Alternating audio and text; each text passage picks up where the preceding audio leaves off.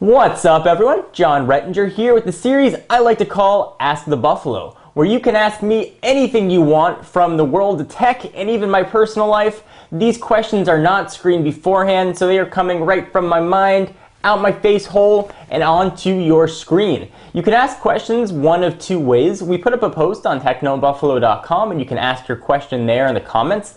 Otherwise, you can send a message to @technobuffalo with the hashtag AskTheBee, and you can ask whatever you like. These are going to be weekly segments, and we're going to answer, 8 to 10 questions depending on the answer. So if you see me glance rightwards, because I got the questions over there, let's go ahead and get started. The first question comes from the website and is from user Lamb06. Do you think the iPhone 5 will come out in June or July? Should I wait to get the iPhone 4? I can't wait. Out of all the questions that I get, this is probably one of the most popular. Should I buy the iPhone? Should I not buy the iPhone? And it seems to be true with every single Apple product. They generally have about a year release cycle, so if you don't get it in that first 3 months, in the back of your mind, if you're a nerd, you're probably thinking a new one's coming out.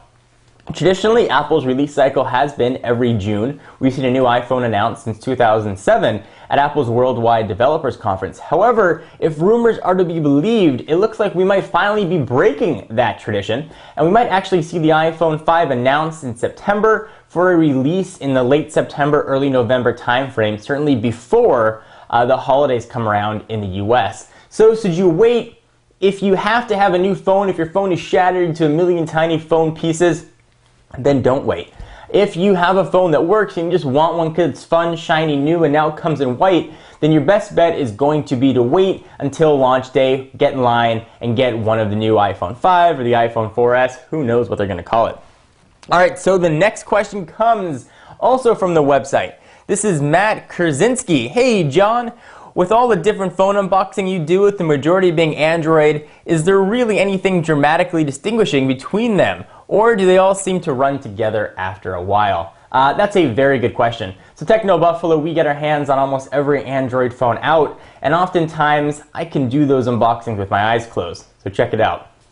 We've got a 4.3-inch screen with a WVGA resolution of 800 by 400. We've got 4 capacitive buttons at the bottom. We've got your menu button, your home button, your back button, your search button. On the left-hand side, we've got a volume rocker. On the right-hand side, we've got your power and lock switch. Top, 3.5mm headset jack. And on the top and bottom, we've got dual noise-canceling microphones. On the back, we've got an 8-megapixel shooter that can shoot video in 720p and a front-facing camera that can shoot pictures in 1.3 megapixels. The fact is, a lot of these phones look exactly the same and have exactly the same specs, with very little distinguishing factors to them. So they do tend to blend together when you see so many of them. That doesn't mean that I don't enjoy doing them. I'm a huge phone nerd. Before I started doing these videos, I used to go out and try and buy every phone that I could, and then I'd use them for a couple months, and I'd sell them on eBay or Craigslist, and I'd lose about $100, and I'd buy something new. I love these phones. And even though they all do kind of blend together, it doesn't take away from the excitement of trying something new. However, I do love when there's a phone that tries to break from that traditional form factor. Something like the Kyocera Echo. It might not be a phone that I would want to use on an everyday basis, but I love the fact that it exists and it's new. The HP Veer, it's something tiny and small we haven't seen before, it's something unique. So I love when these phone companies innovate. The Sony Ericsson Xperia Play is another example. It's cool to have a gamepad there, especially if you want to get your emulator on. You can rock some Super Nintendo. A lot of fun. They do blend together, but I like when things are a little bit different as well. It spices up the phone flavor, if you will.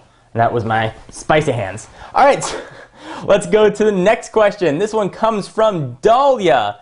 What kind of kid were you in high school? Nerdy. I've always been on the nerdy side of things. I played sports, although very poorly in high school. You are talking to a third-string quarterback right here who got in, I believe, 2 games. So I played a little bit of football. I'm not the tallest guy in the world. I like to say I'm 5'10", but I'm really like 5'9"-ish. I don't weigh that much, maybe $165. So I was never giant. I'm from Southern California, and there were some big kids. I remember, I think it was probably the first game I ever got in. I went back to throw a pass, and I got sacked by a guy that looked like a house. But that's more information than you asked for. I was nerdy. I tried to be nice sometimes, certainly in high school. you're not always as nice as you want to be. If I could go back, I would try and be much nicer to everyone. High school I didn't realize how hard high school can be for a lot of people, so try and be nicer. That's my general bit of advice. All right, so the next question comes from Petroian.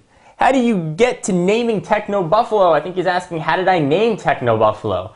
The answer that I like to say is I did my undergraduate, went to university if you're outside the US, from the University of Rochester in upstate New York, right near Buffalo. But the real answer is it was an available URL. I wanted to have techno in the name, and I wanted a strong identity, a strong iconography. And the Buffalo, I kind of liked. It was strong, you knew what it was. And eventually, I want to branch out the Techno Buffalo name, so I don't want it to just be consumer electronic. I like to have a tablet-focused site. I like to even have a car-focused site at some point. And I want to use that same Buffalo name. It's been so long sort of branding it. I wanted to have something that would be identifiable. So that is your long answer to your question. I tend to do that. The next question comes from Magic Geek Magic. How would I be able to get a job like yours? I've said this many times. I wake up with a huge smile on my face every day because I get to live my dream. I get to talk about technology for a living. Now, there's some days that are hard and I don't always enjoy it every day. But the fact that I get to do this for a job, and the fact that you guys in the audience support me enough to give me the opportunity to do this for a job, means more to me than I could ever communicate, more than any giveaway could ever show. You guys have just let me live my dream. I got to do this about 90% because of luck. I had good timing. I was one of the first tech guys on YouTube that were doing this. There were a few that sort of paved the way. Guys like Chris Perillo, for example, was sort of doing the tech TV thing beforehand. And they really sort of paved the way. But I was one of the early guys, at least, on YouTube. Right now, it's a very crowded field, and it's hard to sort of get in and get noticed. We've done a whole series of advice videos on Techno Buffalo, on advice for aspiring YouTubers, and how to get noticed and how to get products. The best advice that I can give is find your own voice. Be unique, show your personality, brand yourself. You don't have to go out and spend all the money for products. You can talk about trends. You can take advantage of YouTube search functionality and tagging to get your videos to come up. Really, the best advice that I can give, though, again, is just to be yourself and let your personality try and come through in your videos. Like, you watch my videos and you know that guy's a nerd, and it's true. All right, so the next question comes from Carlos Baba. John, what are your thoughts on the next Android ice cream sandwich? From what you know about it, will it be a key upgrade for users? If you saw my Android rant, I ranted about Android being fragmented. Ice cream sandwich is going to bring the tablet world, the phone world together in harmony. There you go. Synergy. Finally, hopefully we're going to see a unified platform. Hopefully there'll be carrier support. They claim that there would be. So yes, Ice Cream Sandwich should unify the platform. That should greatly reduce fragmentation, which should be awesome for developers, put better apps on your phones, and should make it a little bit easier for some of the other software developers. So let's go ahead and move on to the next one. This one comes from Twitter, from Scavenmetzden. What do you think mobile phones can do by 2020? Hashtag AskTheBee. Well, if you look at trends for mobile phones right now, there are kind of a couple cool things going on. First, I think we're going to see Pico projectors in everything. Tiny mini projectors that you can show. Hopefully at that point it'll be full 1080p video on a big screen as you want. You can turn your phone into a full 55-inch flat screen. I guess it'd be super flat if your wall is. Display, I think that's something we're definitely going to see. 3D is really becoming more and more popular. By then, hopefully, we'll have some sort of glasses-free, non-headache-inducing 3D technology. Certainly, we'll see faster and faster processors. We'll see quad-core, octa-core, whatever, 16-core. What comes after that? 32-core chips. Just going to be faster and faster on more RAM and more RAM. What I hope that we see, though, is better battery technology. Battery hasn't always caught up to the phone business. So hopefully that will change. And bigger screens. We'll have 10-inch phones, 20-inch phones. You'll have to have a briefcase to carry around your phones like your Zach Morris again. The next question, this is the last one, comes from Punkypon ZOR. This one's also on Twitter. I did an extra head nod for emphasis. Do you think Android OS would be less laggy with future updates? Had a Thunderbolt and had some issues with it freezing. Android OS, I don't think is very laggy. I think oftentimes what you see with Android, because it's not vertically integrated, meaning Google doesn't make all the hardware and the software, is oftentimes the software is not optimized to take advantage of the hardware. And your particular Thunderbolt might have been one of those cases. I know that HTC has issued a few updates, with Verizon to sort of speed up that process. I don't think Android is very laggy. I think oftentimes you have to do a bit of application and resource management to get the fastest experience possible. Some people root their devices and put on custom ROMs, but if you just want to deal with a stock phone, I think Android can generally be pretty quick. Sometimes people think it can be laggy in the browser, and oftentimes that's because Flash is on, but with Flash 10.3 now, that should reduce it.